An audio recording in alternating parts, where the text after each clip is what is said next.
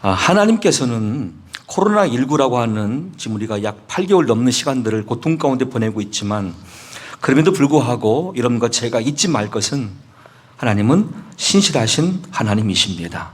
한번 약속하신 말씀을 반드시 이루시는 신실하신 하나님이십니다.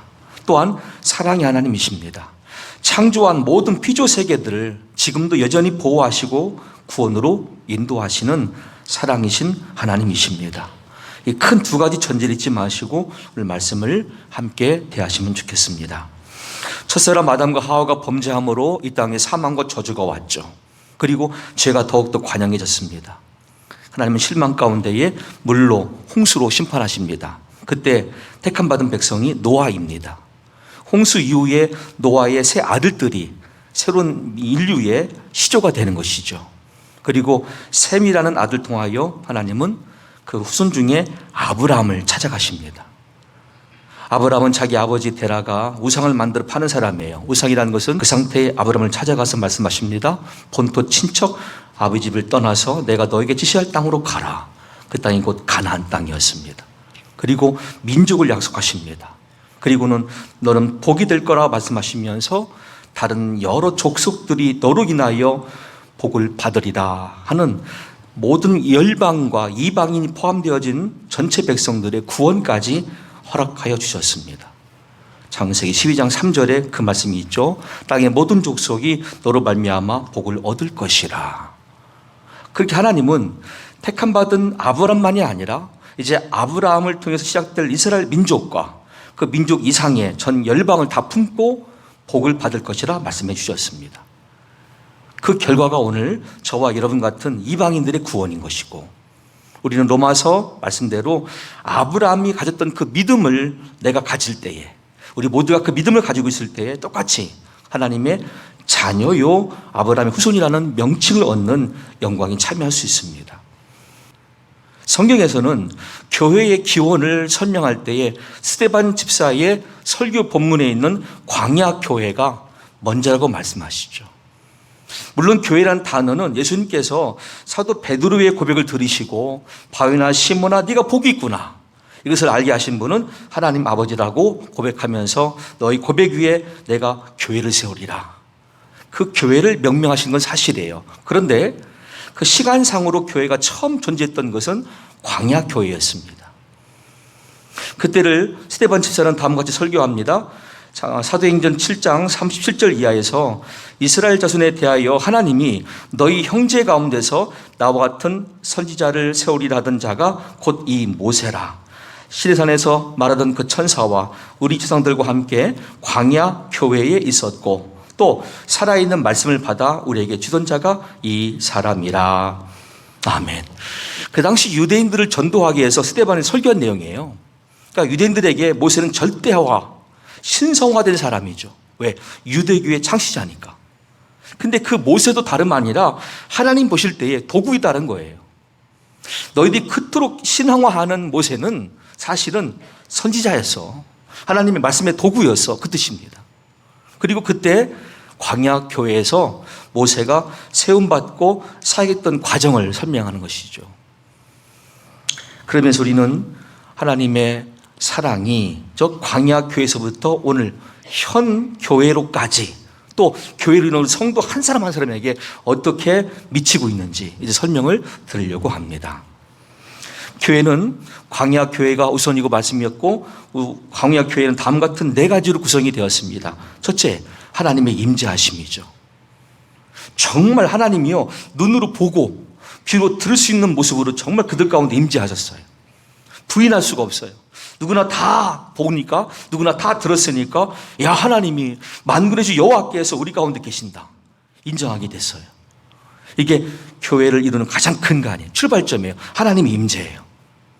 어떤 분들은 내가 땅에 있으니까 땅을 사다가 집을 짓고 교회당 간판 걸면 교회당, 아니에요. 그건 인간의 모임이에요. 첫째는 하나님의 임재가 우선이에요. 하나님의 뜻이 있어야 되고 계획이 있어야 되고 거기 준비된 사람들이 모아지고 교회가 되는 거예요. 출발점은 하나님이에요. 근데 그 하나님의 임재하심이 있었고 거기에 하나님 명대로 만든 성막이 있었죠. 저 성막은 바깥에서부터 시작되어지는 성막 입구에서부터 사람이 들어가서 번제를 들 수 있는 뜰이 있고요. 그 안에 성소가 있고 성소 안쪽에 지성소가 있어요. 그 지성소에는 번제단이 있고 그 법궤 밑에는 속에는 세 가지가 있는데 거기에 만나를 담은 항아리가 있고 법궤, 십계명 돌판이 있고 그리고 아론의 쌈난 지팡이가 있습니다. 그 위가 속죄소예요. 한 쌍의 천사가 마주보고 있어요. 그 가운데 영광이 나타나고 이때 대제사장은 1년에 한 번 음력 7월 10일 속죄일에 가서 예배를 드려요. 거기는 무엇일까요? 성막은 곧 하나님께 예배하는 장소이고 제사받는 장소이고 하나님과 인간의 교제의 장소죠. 저 성막이 나중에 성전이 됩니다.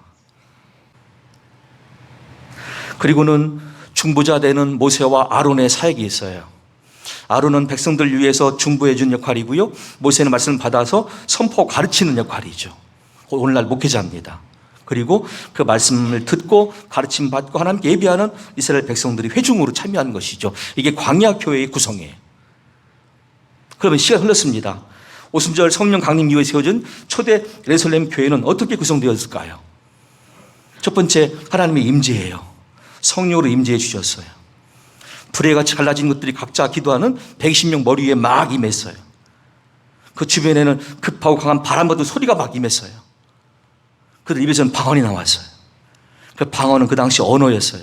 대화할 수 있는 수준이었어요. 그러니까 베드로가 그 방언으로 설교합니다.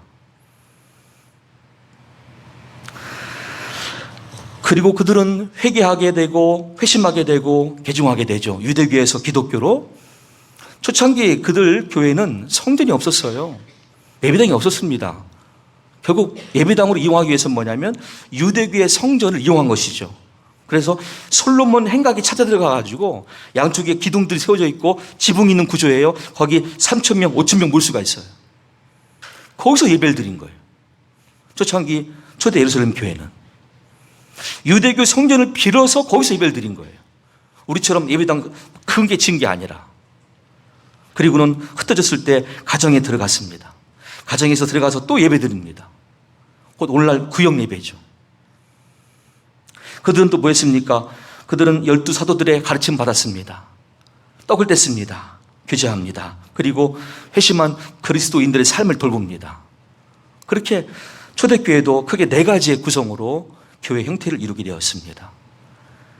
그리고 오늘 본문에 등장하는 특별한 교회가 있습니다. 베드로전서 1장 1절 2절 말씀에 예수 그리스도의 사도 베드로는 본도, 갈라디아, 갑바도기아, 아시아와 비두니아에 흩어진 나그네 교회들이 여러 지역에 흩어져 세워졌습니다. 근데 그들을 하나님 어떻게 명명하실까요? 곧 하나님 아버지의 미리 아심을 따라 성령이 거룩하게 하심으로 순종함과 예수 그리스도의 피 뿌림을 얻기 위하여 택하심을 받은 자들에게 편지하노니. 하나님은 그 교회들을 어떻게 부르셨냐면, 야, 본도에 있는 교회 예배당 좋더라, 몇 평이더라, 땅 얼마 있더라, 그렇게 말씀하시는 게 아니에요. 구성원들이 구성원. 교회가 무엇이냐는 것이죠. 교회는 무엇이냐면 하나님 아버지의 미리 아심을 따라 택함 받은 자녀들이고요. 두 번째, 성령의 거룩하게 하심으로 순종하여졌고요. 세 번째, 예수 그리스도의 피 뿌림을 통해서 죄사함 받고 돌아온 사람들. 이게 교회라고 말씀하신 거예요. 그들에게 말하노니 은혜와 평강이 너희에게 더욱 많을지어다. 아멘. 이게 진짜 교회예요. 오늘날 우리가 은혜와 평강을 더욱 많이 경험하려면 이 교회로 돌아가야 돼요. 예수님은 마태복음 말씀하셨습니다. 2-3 사람이 내 이름으로 모인 곳에는 내가 그들 가운데 있느니라 말씀하셨어요. 그것이면 되는 거예요. 그냥 2-3 사람이 모였어요. 숫자로는 가장 작은 숫자예요. 하지만 그들의 중심은 오직 예수님이에요. 우리가 지난 한 주간 살다 왔는데 하나님 살 길이 없었습니다. 여기를 둘러봐도 저기를 보아도 세계의 정황을 보아도 다 소망 없는 말들이었습니다. 그런데 저는 오직 한 가지를 발견합니다. 예수님만이 내 삶의 길이요 진리요 생명이십니다. 주여 나를 도우소서. 그 사람들 2-3 명들. 이게 교회라고 말씀하신 거예요.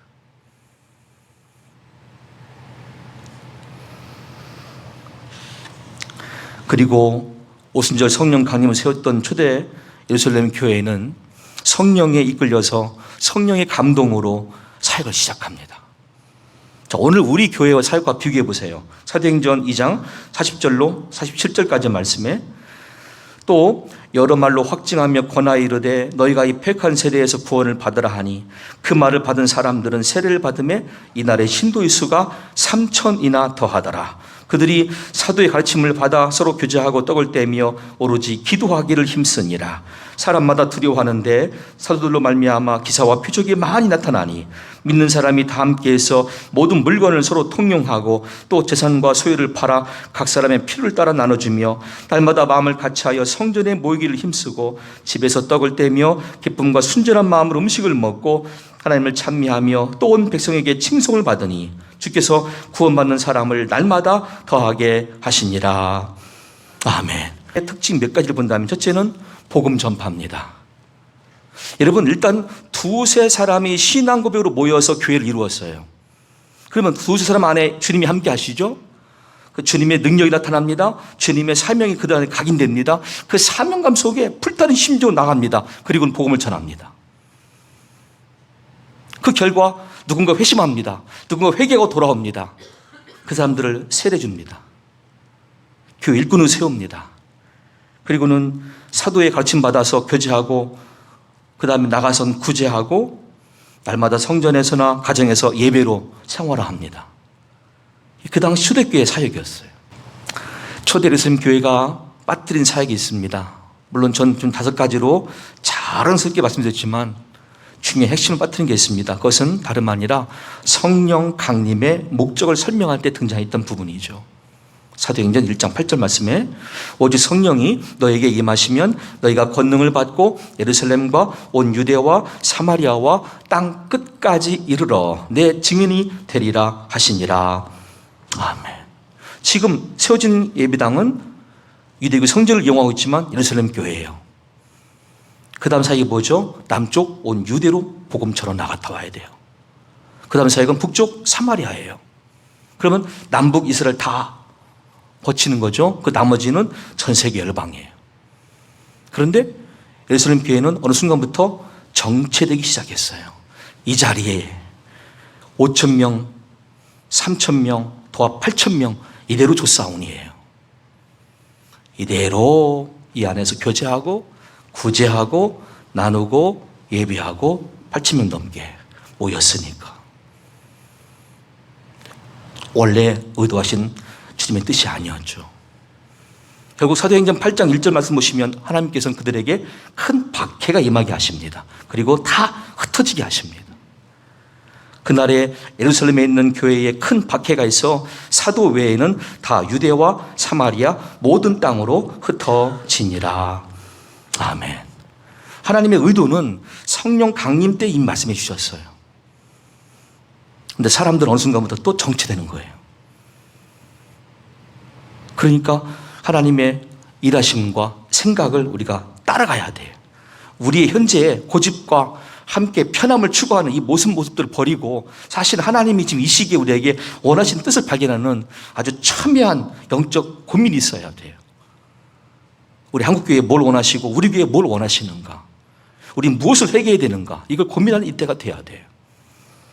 그 대안이 베드로전서 오늘 등장하는 여러 흩어진 교회들입니다. 이 교회들은 재정 열악해요. 모이는 인원 열악해. 왜? 가족 단위니까. 목회자 없어요. 성전 없어요. 그냥 가정이 예배당이에요. 이들이 누굴까요? 크게 2가지로 근거를 생각해 볼 수 있습니다. 사도행전 2장에 오순절 성령 강림은 120명에게 임했던 특별한 사건이고요. 이미 오순절은 유대교에서 지키는 명절이죠. 그 오순절을 위해서 전 세계에 있던 유대인들이 모여왔어요. 그들은 오순절 성령 강림한 증인들의 고백을 듣습니다. 성령 역사 속에 막 가슴이 뜨거워집니다. 우리가 어찌하면 좋을꼬. 통이 자복합니다. 회개합니다. 그리고 기독교 개종합니다. 그들이 각각 집으로 돌아갔어요. 그 집들 중에 오늘 본문에 등장하는 5군데의 교회 중에 3군데가 포함되어 있어요. 나머지 2군데는 무엇입니까? 좀 전에 사도행전 8장 1절 말씀에 박해 때문에 도망친 사람들. 또 흩어져서 사이사이에 거처를 정하고 그 가정에서 예배를 드린 거죠. 그 결과가 흩어진 교회의 모습이에요. 근데 베드로가 이 말씀을 성령의 감동으로 받아 적을 때에는 네로 황제에 의한 종교적 박해가 시작될 때입니다. 그러니까 미리 준비가 필요하죠. 교회들마다 성령의 감동 속에 이 말씀을 들어야 돼요. 이제 본격적인 박해가 시작돼요. 그래서 이 말씀은 얼마나 큰 위로가 되는지 모릅니다. 예수 그리스도의 사도 베드로는 본도, 갈라디아, 갑바도기아, 아시아와 비두니아에 흩어진 나그네, 곧 하나님 아버지의 미리 아심을 따라 성령이 거룩하게 하심으로 순종함과 예수 그리스도의 피 뿌림을 얻기 위하여 택하심을 받은 자들에게 편지하노니 은혜와 평강이 너희에게 더욱 많을지어다. 우리 주 예수 그리스도의 아버지 하나님을 찬송하리로다. 그의 많으신 긍휼대로 예수 그리스도를 죽은 자 가운데서 부활하게 하심으로 말미암아 우리를 거듭나게 하사 산 소망 있게 하시며 썩지 않고 더럽지 않고 쇠하지 아니하는 유업을 있게 하시나니 곧 너희를 위하여 하늘에 간직하신 것이라.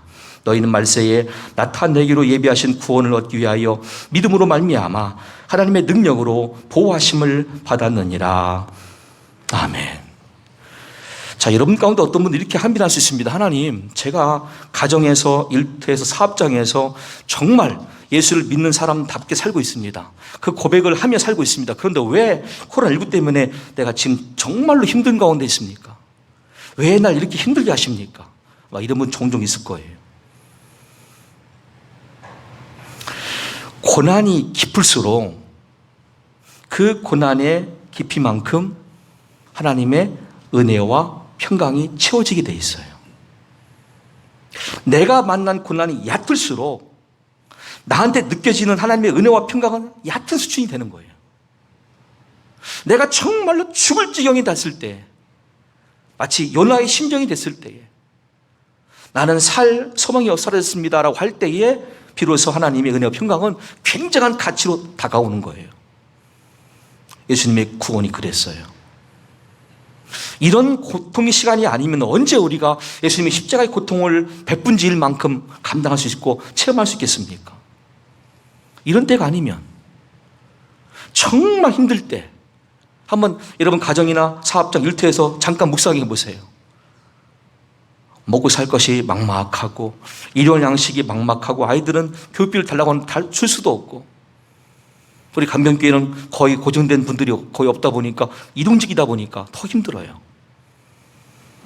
그럴 때 가장된 모습으로 주부의 모습으로 아니 그 가족 구성원의 누군가의 모습으로 그 현장에서 눈물로 기도해 보세요. 그 기도의 끝에는 예수님의 십자가 보일 거예요. 야, 인류를 구원하시기 위해서 나 같은 죄인을 구원하시기 위해서 하나님 아버지는 독생자 아들을 이렇게 버리셨구나. 죽기까지 하셨구나. 나를 살리기 위해서.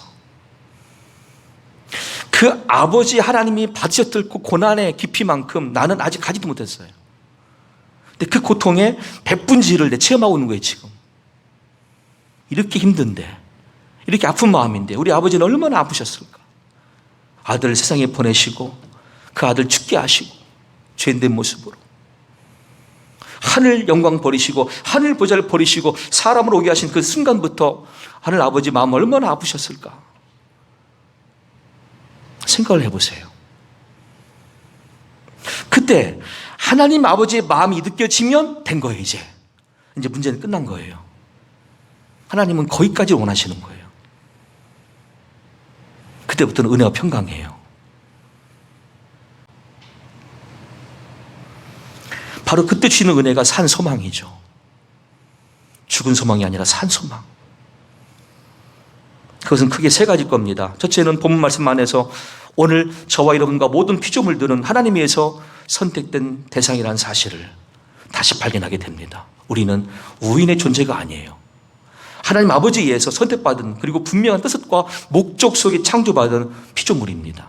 우리 그렇게 주님의 자녀가 되었습니다. 두 번째, 우리를 거룩한 자녀 삼으시기 위해서 하나님 아버지께서는 아들 예수님의 피 뿌림을 통해서 죄사함을 허락해 주셨습니다. 세 번째, 우리는 피 뿌림 받은 이후에 약속의 기업은 하늘나라에 넉넉히 갈 수 있는 은혜를 약속받았습니다. 디모데후서 4장 18절 말씀에도 주께서 나를 모든 악한 일에서 건져내시고 또 그의 천국에 들어가도록 구원하시리니 그에게 영광이 세세 무궁토록 있을지어다. 아멘. 지금 우리가 만난 모든 악한 일에서 건져내시겠대요. 왜? 택함받은 자녀고 죄선받은 자녀, 하나님께 부름받은 자녀니까, 또 교회를 이루는 구성원이니까 우리는 대단한 사람들이에요. 다만 이 은혜와 평강을 경험하는 순간부터 여러분과 저는 잊지 말 게 있습니다. 마지막까지 감당할 사명이 공통되게 주어져 있어요. 예수님 승천하실 때 하신 말씀 마태복음 28장 18절로 20절입니다. 감람산 위에서 승천하십니다. 그때 마지막 하신 말씀이에요. 예수께서 나와 말씀하여 이르시되 하늘과 땅의 모든 권세를 내게 주셨으니 그러므로 너희는 가서 모든 민족을 제자로 삼아 아버지와 아들과 성령의 이름으로 세례를 베풀고 내가 너에게 분부한 모든 것을 가르쳐 지키게 하라. 볼지어다 내가 세상 끝날까지 너희와 항상 함께 있으리라 하시니라. 아멘. 이 약속의 말씀을 의지하는 거예요. 이렇게 힘들 때일수록 세상 끝날까지 내가 너희와 항상해. 항상. 내가 잘할 때 못할 때가 아니에요. 우리 인간들이 죄 가운데 있을 때나 죄 가운데 죄 밖에 있을 때나 상관이 없어요. 택함받고 부름받고 예수의 피로 제산받은 우리이기 때문에 이 약속은 불변이. 그래서 신실하신 하나님이에요. 하나님은 변덕이 없으세요. 로마서 8장 35절 이하입니다. 누가 우리를 그리스도의 사랑에서 끊으리요? 환난이나 곤고나 박해나 기근이나 적신이나 위험이나 칼이랴. 환난, 외부로부터 오는 난리죠. 곤고, 내부로 느끼는 감정, 삶에 소명이 없다는 뜻이죠. 박해, 종교적 신앙적인 박해를 말합니다. 기근, 일용할 양식이 끊어진 상태를 말합니다. 적신, 내 옷이 빨가벗겨져서 누군가에 의해서 비난받는 모습을 말합니다. 그리고 위험, 내가 살면서 어떤 위기를 만났던 순간들을 말합니다. 칼, 죽음을 만날 수 있는 순교의 현장을 말합니다. 그러나 기록된 바 우리가 종일 주를 위하여 죽임을 당하게 되며 도살당할 양같이 여김을 받았나이다 함과 같으리라. 시편 44편에 있는 말씀 그대로 우리가 이런 존재로 하나님 앞에서 부각될 때에 그러나 이 모든 일에 우리를 사랑하신 이로 말미암아 우리가 넉넉히 이기느니라. 내가 확신하노니 사망이나 생명이나 천사들이나 권세자들이나 현재 일이나 장래 일이나 능력이나 높음이나 깊음이나 다른 어떤 피조물이라도 우리를 우리 주 그리스도 예수 안에 있는 하나님의 사랑에서 끊을 수 없으리라. 아멘. 우리는 하나님의 그 사랑으로 이 위기를 극복할 수가 있고 앞으로 세상 끝날 오실 예수님의 재림 앞에 다 들림받을 수 있는 자격을 부여받은 백성입니다. 흩어진 자리에서 본질만 추구하면 돼요. 그리고 교회의 본질을 설명드렸습니다. 목회자의 본질은 뭘까요? 아론과 모세 역할을 하는 것이죠. 초대교회 12사도 역할을 하는 것이죠. 이렇게 나부터 여러분부터 성도 한 사람의 본분과 교회를 이루는 구성원 한 사람의 본분과 각자의 삶에서 하나님의 위로와 소망이 얼마나 위대한지를 경험한다면 앞으로 코로나19가 얼마까지 한다 할지라도 넉넉한 믿음으로 승리하게 될 줄로 믿습니다. 최후 승리는 그날까지 항상 이와 같은 하나님의 자녀의 신분과 예배자의 자리를 잊지 마시는 저와 여러분 될 수 있기를 예수님의 이름으로 간절히 축원합니다.